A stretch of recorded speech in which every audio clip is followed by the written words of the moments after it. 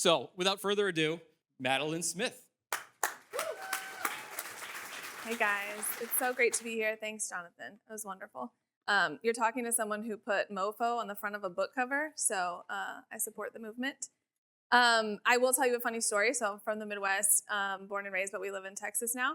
And so my first book came out. It's in your swag bags. It was really designed to tell the whole story for employers, all the things no one's telling you. It's called A Whole Lot of Money in This Mofo. My grandpa, who's 90, called my mother when he got the book and asked her what a mofo was.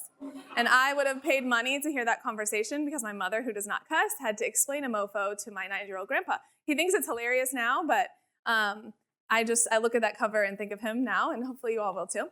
So I'm going to take a little bit of a different approach today, but I first just wanted to take a second and talk about how impressive this is. A lot of us industry folks have been at all kinds of conferences. This one is truly different. So I think we need to give it up for Self-Fund, JP, Jonathan, Ben, the whole team. You guys did an amazing job, and I just excited for the next 2 days. And the other thing I want to say is that I've sort of gotten a reputation of being one of the most cynical people in healthcare. It's well-deserved. It's totally true. Probably an understatement. And having said that, this lineup of speakers is incredible. So if you look at who's coming today and tomorrow and who's going to be really teaching and sharing, there is nothing like it in this industry conference world. And so I hope everybody takes an opportunity to talk to the vendors, talk to the Self-Fund team, talk to these speakers. It is sort of the no BS version of what's happening in the industry. And it's really an honor to be here and kicking off the event. So great job. One thing that's interesting is this audience is so different. So usually when you go to a conference, you have similarly situated individuals. Here we have employers who are either self-funded or not, with self-funded or not. You have brokers. Another audience member that we didn't really talk about too much yet is sort of point solutions or service providers inside of the system. How many of those are here? Yeah, quite a few. Some speaking, some at the marketplace, and then just some here because they're interested. So it's really, when you're trying to target a message, it's interesting to try to catch every single one of us. So I think what we were talking about, the Self-Fund team and myself, were about, if you think of self-funding sort of as a game, where is everyone in the game? Some of you haven't gotten in the game yet. You're still preparing or considering or opining on whether it's the right move. Some of you are in the game and winning, just doing amazing. Some of you may be in the game and feel like you're losing if you had a hard year or have a hard experience or have a vendor situation that is not ideal. And so I decided to take a little different approach to today's conversation about how you can really win the game at self-funding. And I think it's kind of how you do one thing is how you do everything. The good news about self-funding is that it's not a secret that none of us know how to solve for, right? There are proven success stories. And it follows sort of how you win at life. The bad thing about self-funding is it follows kind of how you do life. You got to make mistakes. You got to screw up. You're going to learn things the hard way. Anyone who tells you otherwise is trying to sell you something. So what I'd like to do today is to take this approach of thinking about self-funding inside of a philosophical concept. So some of you may be familiar with Stoic philosophy.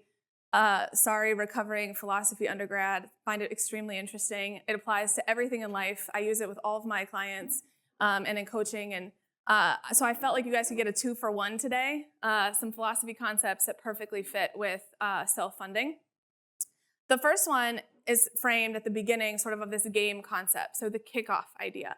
Kind of framing the mindset for how you approach self-funding. And a lot of my words and kind of conversation is going to be geared toward the employer because they really are at the center of all of this. It obviously has application for brokers and point solutions and service providers. So the first philosophical concept, is this dichotomy of control. We talk about it all the time in other areas of life, like what can you control and what can you not control. So for your philosophy tidbit of the day, the chief task in life is simply this: to identify and separate matters which are not under my control and those which are. This is something we do not talk about as an industry enough. We talk about the problem, we talk about our solution, but we also don't talk about the pieces that we can't control, and that's where it can get kind of overwhelming and frustrating sometimes. So this is not a comprehensive list, clearly, but a few things to get you thinking. Some of the things that you can't control are a plan's employees. You can't control what they do, you can't control their actions, you can't control with a caveat where they go. You can't control what health conditions they're going to be faced with. You can't control who they marry that gets on your plan, or if they have a baby, or how many babies. There's a lot of things you can't control. You can't control every claim. You can't control every diagnosis. You can't control the misaligned economic incentives of the system, although Jonathan Barron's doing a pretty aggressive job at trying to affect that. Those are things that you just can't control.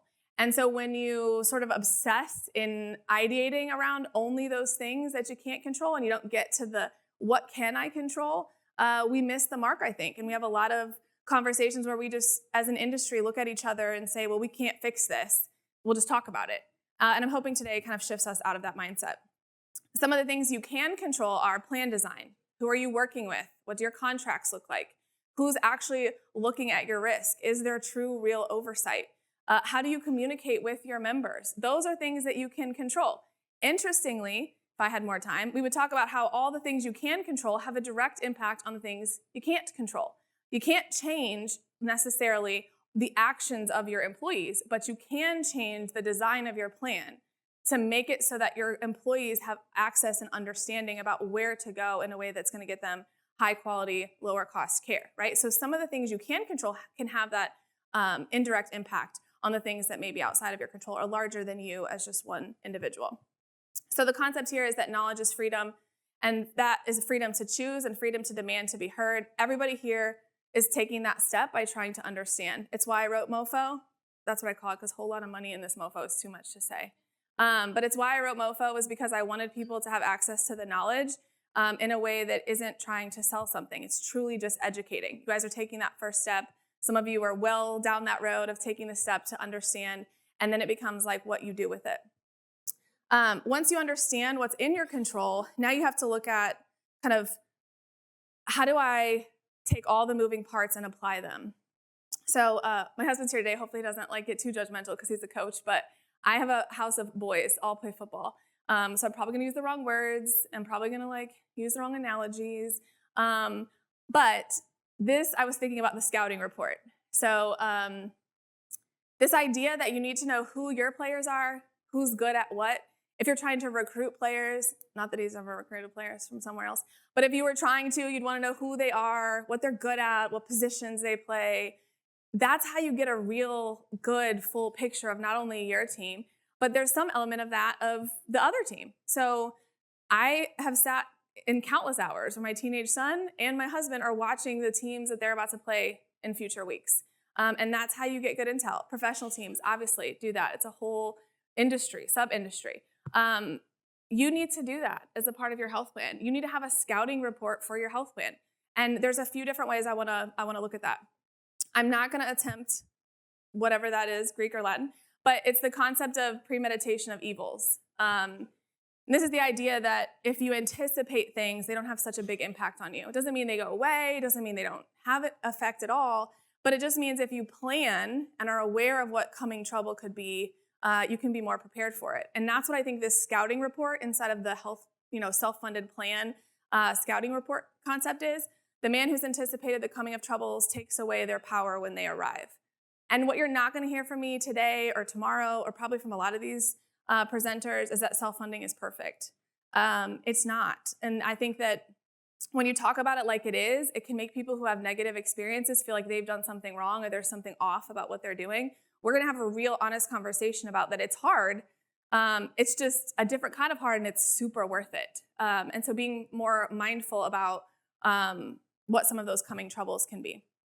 So to apply that concept into this sort of healthcare conversation, these are questions that I really want people to ask, and especially employers and brokers and those vendors who are in the room, the people who have a fundamental role to play in the health plan. Do some self-reflection and ask which side of the team you're on.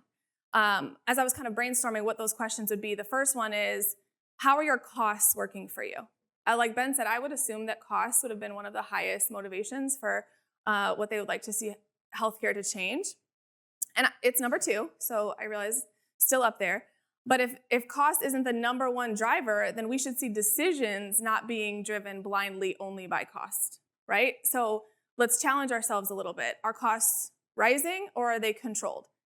Interestingly, they can actually be rising and controlled and contained, but we'll talk about that later.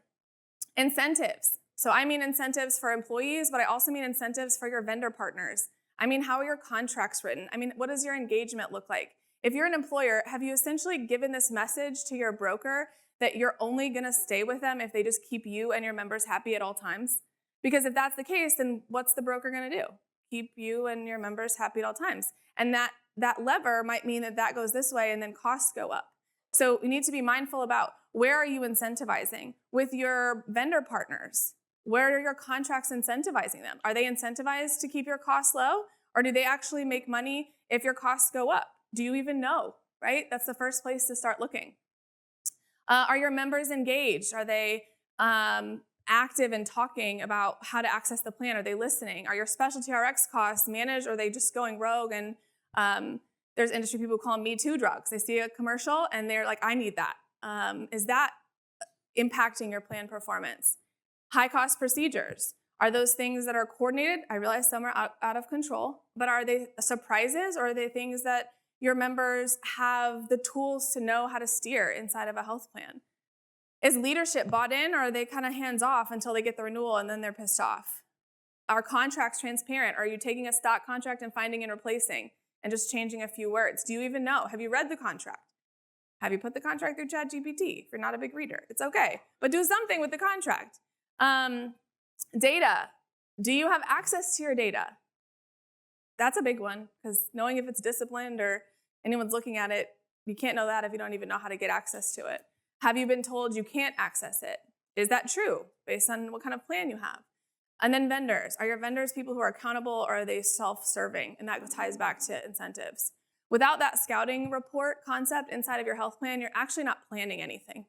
You're really just guessing, and then when you get your renewal, or you're presenting a renewal to your employer client, or you wonder if your TPA contract is going to get renewed, you're really just guessing. And you're going to be surprised because you haven't done what it takes to be prepared to play the game. The third concept is the playbook. All right, so now we're in the game. We've got the scouting report. We know who we're playing. We know who's on our team. We know their roles. We know how they work together. So this philosophical concept is discipline over distraction. Focus on the fundamentals that work. To be everywhere is to be nowhere. This is a big frustration of mine, and probably the same for a lot of people who've been in the industry. You can call it vendor fatigue. You can call it like pretty report syndrome, that people get excited to see something. That could be a broker, it could be an employer, it could be a vendor. They get excited about one thing, like, oh, we'll try that. We'll try that and we'll see if it works. And they'll give it a few months or even a year, and then it doesn't work, and then we have to shift again. And this is the concept that isn't gonna work. Think about it applied to sports. If you just showed up and you tried one play and it didn't work, maybe you're not gonna run that play again, but maybe you will. If you have one kid, my high school son, if you have one kid run a play and he's not great at it, do you take him out of the position or scrap him entirely? Not necessarily. So in self-funding, the temptation is real, because this is an emerging, even though it's been emerging for a long time, it's an emerging industry. And so there is constant media, information, like I said, vendor fatigue. People are constantly creating solutions. Brokers, employers, those of us who are in the business are constantly hit with new things. Some of them are amazing. But the real benefit to having access to this emerging world of risk management is to say we need to be more disciplined. We need to have the foundation. We need to have a plan. And then what we should be doing is we should be bouncing off those new possible solutions against what we know our intention is and what we've seen work. High cost months or vocal members are another example of this. So you could be doing something really well and you have one high cost claimant that maybe didn't get managed effectively. Or you have one member who's very vocal. We've all had them. Somebody popped in your head just now when I said that. I know they did. So when that one vocal member comes to you and says, this plan is so jacked up, I hate our insurance, it's so terrible, indulge them enough in the conversation, but maybe don't shift the whole game plan. Maybe don't call your broker and say, our insurance is terrible. If you can't fix this, we're gonna fire you. We laugh, but that happens. And that's what I would call a distraction, right? You need a game plan. Those of us who've done account management and account support know that there's an art to de-escalating that. There's an art to hearing that person, but it doesn't mean you scrap the whole plan. It also doesn't mean we don't talk about it. It's going to happen. Whether you're self-funded, whether you're fully insured, whether you're with self-fund, whether you're not, it is going to happen. You're going to have high-cost claimants that occur. Some of them are going to be, a part of it might get mismanaged. It could happen. Members are going to be vocal about not liking it. 90% of the time that a member is vocal about being frustrated, it's because they don't understand how it works, and they are frustrated because they're going through a very serious life issue, and this is scary, and they don't understand. And that's how we, even though we're adults, sort of act like toddlers in those moments because we just don't understand, and we don't feel like we have the tools. So I talked a little about shiny object syndrome. This is when you see a really cool post on LinkedIn, or someone calls on you as an employer and tells you they have the perfect answer. Maybe it's even Ben calling on you, saying he has the perfect answer. But what you need to do is you need to look at it. Ben would welcome that, right? Ben's not asking people to just blindly say, this is the perfect solution, look at my shiny report. Like there's a proven history of how self-funding can work for an employer. Same thing with a broker. Same thing with a software company. I mean, I know it's silly, but I've seen a lot of problems. I do a ton of ops consulting. I see a lot of problems coming because people make very rash decisions around technology that then have a fundamental trickle-down effect to the way their plan runs. All of those things, to do this better, takes discipline.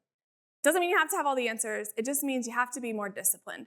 When this thing, whatever it is, member, bad report, exciting LinkedIn post, whatever it is, when it comes to you, just be more tempered. Be more like a stoic. Say to yourself, like, does this jive with what I know works? Does this mesh with what my future goals are? Whatever entity type you are. And how do I use that discipline over distraction? And it might be that that thing is the right solution, but you'll know and you'll feel more confident and you'll probably do a better job of implementing it if you take this approach. So good strategy works when it's consistently applied, not when it's abandoned at the first sign of trouble. If, like, other of you sports folks are up here, you could probably give me lots of examples where teams have turned it around. Think of that analogy. If they would have just given up, it's something that's been mind-blowing to me. When a team is down, like there's no chance of winning, they still play so hard. I don't get it, but in self-funding, I do, right? So use that concept, especially if you're a sports fan, and kind of be thinking about that. So we implemented our playbook. We have a good plan. We know who's on our team. We know who's on the other team.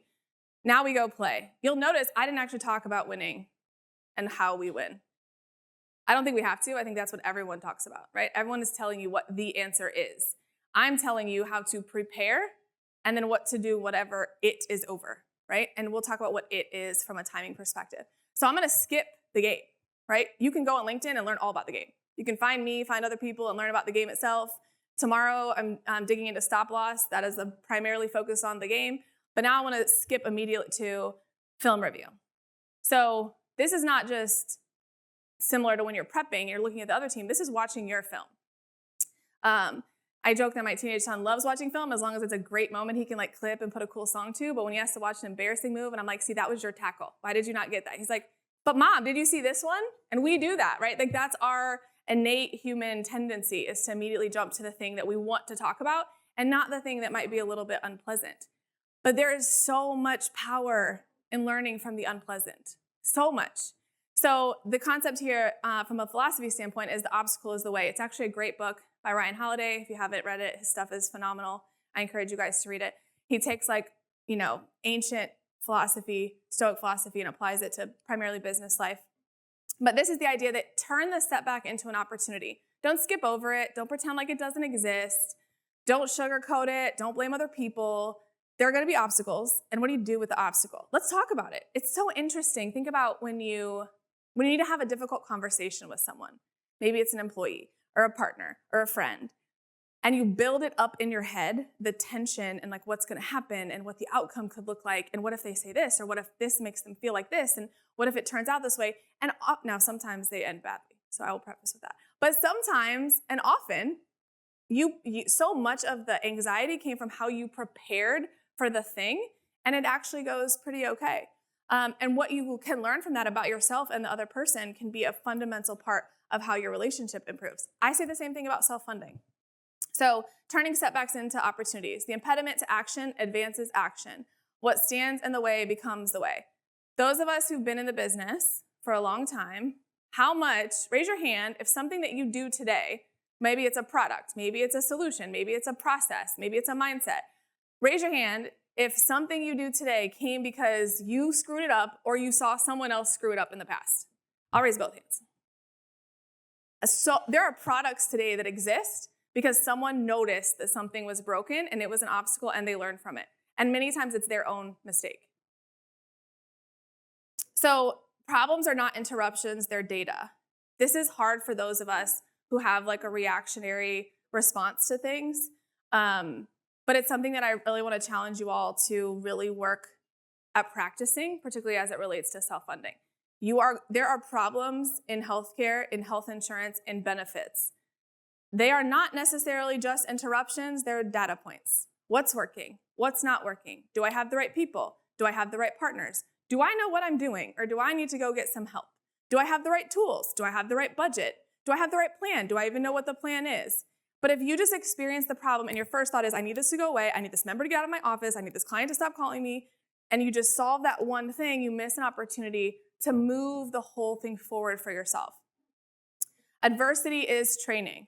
So there are so many like connections in the sports world, because as I watch our sons, primarily my oldest, like push himself, he gets really uncomfortable. And like as a mom, I could sit back and look at him really pushing, super uncomfortable, pushes through, and then on the other side, he's grown. So it's that concept that like your workout becomes your warm-up. So the idea that you work so hard for something, but eventually that something can become how you prepare for the thing. Adversity in self-funding is a really valuable tool. And the other concept I want to share here is it's not just your learning, it's all the people in this room. There is a whole movement, particularly in your market. Learn from their learnings, learn from their setbacks, listen, talk. If you're an employer, talk to other employers. If you're a broker, I know it's hard because you're worried they're going to take your client and BOR, but be in a place where you're talking about what's working, what's not working. Self-fund health, great resource. Talk about what's working and what's not working. Learn from other people's adversity. A few very specific examples: when a claim blows through projection, when you have a spec hit, when you file a claim and the carrier does not reimburse it, when a vendor makes a mistake. Shocker, and a disclaimer, vendors don't only make mistakes in self-funding. The difference is you just know way more about it than you did before. And then when a member experience goes wrong, it's gonna happen. I'm not saying it doesn't suck to solve for it. I think because I live in the ops world and I sort of have this nickname of being the fixer, I almost only deal with problems. So it might be that I'm desensitized to it now, but you guys can take a little bit of that from me and learn that like if you just focus on what the actual issue is and don't try to skip over it, you can learn from it. The game isn't over when you lose a point. Don't give up when you lose a point. And even if you lose the game, it doesn't mean the season's over. And even if you lose the season, it doesn't mean your life is over. Like put it in perspective. And at the end of the day, that repositioning can help you be really successful. Sort of what's the member's role in this? So this is the concept of justice. We think of justice a lot about being equal. And I want to challenge you with the Stoic idea of justice, that justice is actually less about being equal and more about doing what's right even when it's not popular. And I want to challenge you with that mindset when it comes to members. So this is whatever entity type you are. What makes a great coach coach? How do they coach difficult players? They don't usually coach difficult players by just saying, get off the team, right? They coach difficult players by trying to understand what are the motivating factors behind that player being a difficult player. Is it a skill issue? Is it a behavior issue? Is it a home issue? Is it a health issue? We have to look at our self-funded plan and our members in that way. If you're a broker, if you're an employer, you need to step back and take a different perspective and look at the why behind the actions. What is a normal to a good member? So I go on a little rant in the beginning of book 1, and pretty much all of book 2 is a rant for members. But it is about how the system is designed to essentially brainwash people into believing that as long as you have a Blue Cross logo on your card, you're golden. It's just, and I won't say Blue Cross, BUCA, all of them. So members are trained to believe that over time. So we might know something different, but what does a good benefits plan look like to a member? You have to come from where they're at. Where are they? Where they are is, my plan sucks if I go to the provider's office and they say we don't accept that insurance. Like, zero-sum game. My plan sucks. I have terrible insurance. My company doesn't care about me. Understand that perspective and let that drive the decisions that you make. Optimized plans break these patterns but that takes time. Just think about any pattern in your own life. So if we've habitually learned what real good healthcare is it going to be an immediate change? Are you going to overnight be like, self-funding is so great. I love all the extra conversation I get to have about it. No, it's going to take time. There have to be good experiences. Don't assume that members understand the why, and make sure that you're being consistent in messaging. There's a gap, I think, in messaging, that messaging needs to be consistent across every member of your ecosystem. Leadership and HR need to be saying the same things. If they're not, you guys need to huddle and have a conversation. Leadership, HR, and all your vendors need to be saying the same things. If your vendors are saying talk to HR, and HR is saying, I don't know, this isn't my thing, call the vendor, you have a messaging problem, and immediately what a member is going to do is go back to their habit. And their habit is, my plan sucks if it's not Buka. Justice is about acting in the best interest of the people you serve, even if they can't see it. This is a hard one, but probably one of the most important things I'm going to say all day. Members may not understand what you're doing. They may not understand that if your rates continue to increase at the rate they're increasing, you may have to lay people off. They may not understand that they won't get raises. They may not understand that you may go out of business. They may not understand that, and you probably can't have that conversation with them transparently without inciting a panic. So you have to know that you're doing what's in their best interest, even if they don't see it. Those of you who are parents, self-funding is a lot like parenting. Could have done a whole presentation on that. So just be mindful of that your job as a broker, as an employer, plan sponsor, vendor partner, they may not get it. And I'm not calling members children. I'm just saying that mindset that we all have, they may not see the big picture. And lastly here is thinking about preparing for the playoffs. So as I know all too well in my family, because we have two competing fans, and when they play each other in the playoffs, it's very stressful for me and I just leave the room. They don't start preparing for the playoffs at the playoffs. I mean, they might talk about each other that maybe they did, but they don't. That's not how it works. They're preparing all year. Your renewal does not start at your renewal. Your client's renewal does not start 90 days before their renewal. Their renewal starts day one of their plan year, and I could actually argue day negative 180. Success in the big moments, your renewal, comes in what you do every day. So this is Seneca. Luck is what happens when preparation meets opportunity. How do you prepare? When does it start? Despite the traditional model that healthcare is out of control, these renewals are outrageous. They're really not. If you want to ask me more about it, if you see me, I will be more than happy to talk to you. Renewals might be out of control, but somebody knew it was going to be out of control when it first started going downhill. It's never a surprise. They just may not have told you. What does disciplined preparation look like? It looks like thinking about your renewal from day one. It means thinking about next year's and the year after and 3 years from now today. It looks about taking the steps to say what matters most in healthcare and how is that going to impact my spend today. It doesn't mean, oh, my CRM tells me that my renewal workflow was triggered, so I should start asking for my reports. That's not what it looks like. I'm running short on time, so I'm not going to give you a deep example, but I do have a client who we told from the beginning. So I advised a brokerage agency. They had a client who was going to go bad early, and started telling the client every month what was happening. And they ended up getting a 179% increase. And it sold and it renewed. And the reason was because the 179 was fair, it was reasonable, the client wasn't shocked, and they understood exactly where it came from. They had a choice, they could make changes, they decided not to, they decided to pay for convenience, and they were comfortable with it. To all of us, 179, we all just got a little hot in the neck and face, but to that client, they knew what they were bargaining for. Last one, over time, building your own house.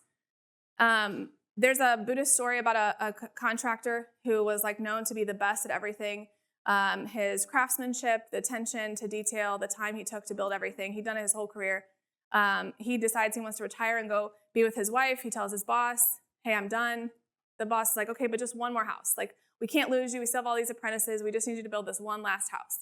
And so he does, but he's tired. We've all been there in that job where you're you've either given notice or you're going to give notice, and so you're kind of checked out. You're still showing up, but you're not in it. That's where he was. So he builds the house, cuts corners, doesn't do his usual, finally gets to retirement. And at the retirement party, the gift they give him is the key to the house he just built. And they were gifting it to him and his wife.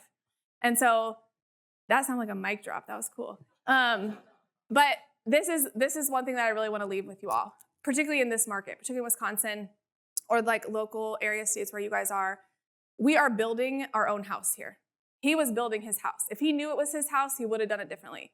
You are not just renewing a plan. You are not just offering something to your employees. You are building healthcare in this market for your kids and your employees and their kids and the next generation and what this is all going to look like. So the other contract analogy here is the idea of you pick two, not the Panera kind. But if you think about good, fast, and cheap, you can have one and you can probably have two, but you probably can't have all three. So now knowing that you're building your own house, what are you going to choose to do for your employees or for your clients in this market? So play the long game, build well. You, your members, and your community have to live in what you guys are creating. So thank you. I just wanted to say one more thing here. So there's a QR code. You all have book one in your swag bags. My ask of you is that you read it and give it away. So the whole intention of this was to start a movement. And so I really want you to give it to an employer, particularly someone who's either in the business or an employer who wants to understand how self-funding works. But you're also going to get book two, which is not in your swag bag. So if you fill this out, we will ship them to you, signed copies. This is a patient guide. I wrote this for my mother, my sister, my mother-in-law, everyone in the business. Even if you're in the business, I guarantee there's stuff in here that you don't think about yourself as a patient enough. So you're going to get both copies. And my real true ask on this is please gift it. There may not be a ton of employers in your life, and maybe you feel like there's not a lot of people to gift this, but there's a lot of humans in your life who live inside of American healthcare. So please gift this forward. If you don't catch it and you need me, find me, and I will be more than happy to share. Thank you, guys. Well, I have a quick question for those who might not know. What does BUCA mean? You said BUCA a few times. What is BUCA? So it's industry jargon for Blue Cross, United, Cigna, Aetna. It used to have an H on it back when there was a Humana. So it was like BUCA, but now it's just BUCA. So we use it a lot when we're referring to kind of fully insured or more carrier-owned network plans. Okay, here's a great question. How do you play a sport like healthcare that's basically always in season, using your sports analogies, okay? So it's always in season. Is that a good way to even think about a planned life cycle? You obviously have renewals. You have a date that you start each year, that you end each year. You might have stop-loss contracts that are, mature, immature. Are they run-in contracts, run-out contracts? What are they? So how would you answer that question? How would you play the healthcare sport that's always year-round? Yeah, it's a great question. Very creative. So, I think, yes, it's the right way to think about it. It's always in season. Those of you who do play sports or know people who do, off-season is just as important as the actual season, despite what teenagers think. Just like maybe things that don't have anything immediately to do with sports, like nutrition or sleep, right? So I think the way you play it is to just be mindful. I do think that sort of what's troubling healthcare in this country is that we talk about the outcome, we don't talk about the input. What are we doing that is creating the thing that we are trying to change? And when you only talk about the outcome, then you miss an opportunity to think about what am I putting into this. So I think you have to think about it year round. I think you have to put your athlete hat and think about like how am I sleeping and eating and doing all the things, not just how much am I lifting. And be mindful about the things that you're doing, even like a culture, your company culture. If you're an employer or you're a broker who has, really clients that you're close with, what is your company culture like? What are you inspiring inside of the company? What's the focus? How do you treat your employees and their families? What does that tell them? And then how does that impact the truly constant cycle of healthcare? Fantastic. Okay, I'm going to skip down to the bottom. There's a couple of really good questions here. How do you get employees to truly learn about their healthcare options? So, a lot of employers here are already self-funded. And you might have incentives, you might have zero-tier incentives, you might have steerage capabilities. How do we get the employee to actually understand that, learn that, buy in, actually take the action? So remember that I'm the most cynical person in the industry before I answer this question. A big part of the answer is you don't. That's like the truth of the matter.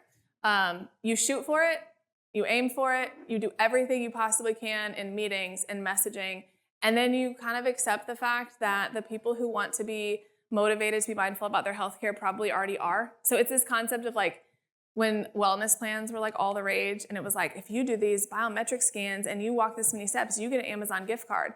The people who are going to be mindful about their steps are doing it already, and they don't need your Amazon gift card, right? And the people who aren't are not going to be motivated with an Amazon gift card.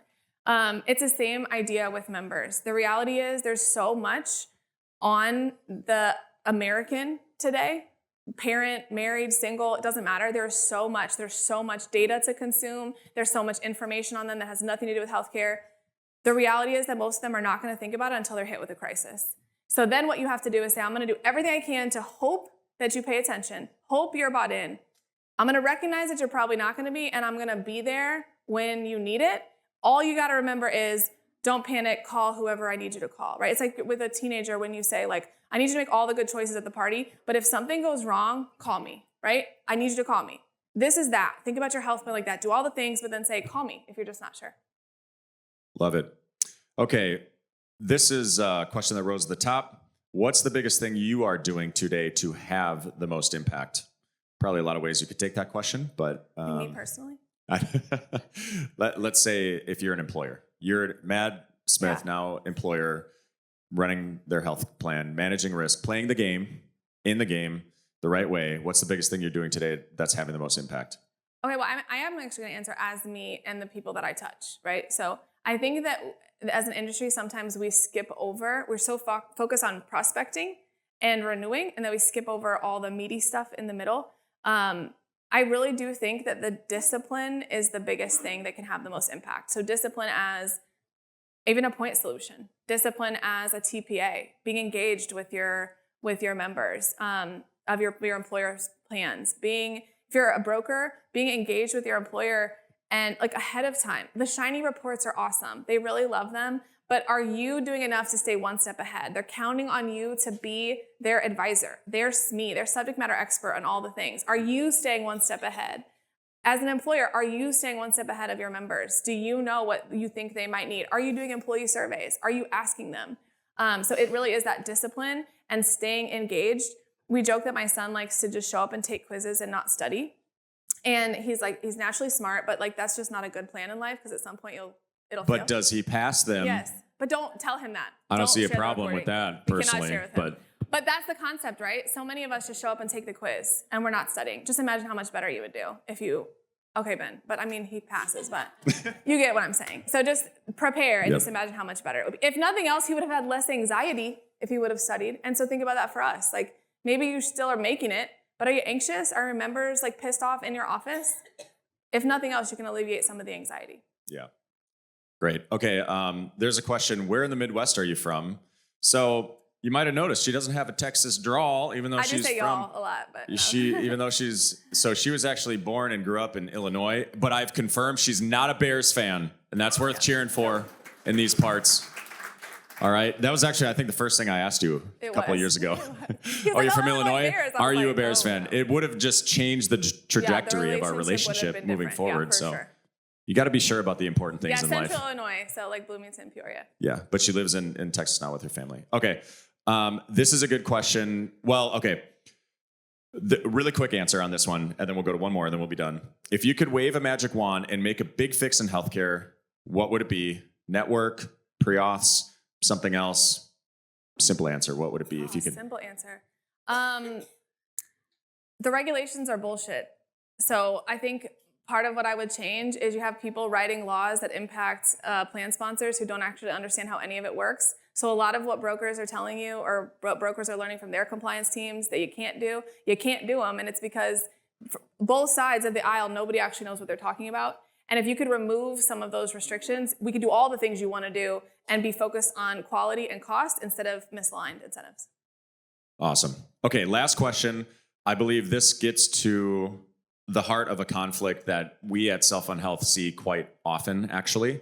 And the question is, what is the best way to start having the talk with your broker to want to implement these changes that you've just presented?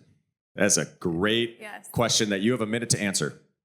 Well, first, I would say that you have to remember the power dynamic between yourself as an employer and the broker. And brokers need to remember the power dynamic. So Malcolm Gladwell, another great author, he writes about the power dynamic, and what you do and how you communicate with people sets the stage for how you work together. So as an employer, if you're setting this dynamic that like you're fearful, the fact you're asking this question, you're nervous to talk to your broker about wanting to make this change, you need to do some self-reflection, right? So your broker is someone you have identified to guide you. One, if you're bringing the solution to them, they may just not have known about it, so you shouldn't be fearful to bring it to them. And if after you bring it to them, they don't want to collaborate with you, then, and this is a direction you want to go, you might need to have an uncomfortable talk about that relationship. You should have one. You should sit down, whether it's a committee, whether it's 2 of you, whether it's 3 of you, whether it's just you. What is the vision for this? And you should be mindful about what the values of your health plan are. Is it just cost? Is it member experience? Are you going to pay for a positive member experience no matter what? If that's the case, then you don't get to bring up cost in a renewal meeting. So set that vision statement forward, and then make sure that whoever you're working with from a consultant standpoint is bought in with you, and they are on your sidelines. Like they're your coordinator. What would they be? Offensive coordinator? Help me. Something? Yeah, that's what we're going with. So that's what I think you guys should do, whether you're on the broker side or the employer. And I'll add that the most successful groups that are in self-fund health, that are driving the most change, that are saving the most money, having the best member experience, all that, are the companies that have a relationship of alignment between the advisor, broker, and the company. And it's a beautiful thing, because then you see all the stakeholders, you align all the incentives, and you push them in the right direction, and things do change and they do get better. And so highly encourage that relationship of trust. So thank you, Mad. Yeah, Mad Smith, thanks. everybody. Thanks, guys.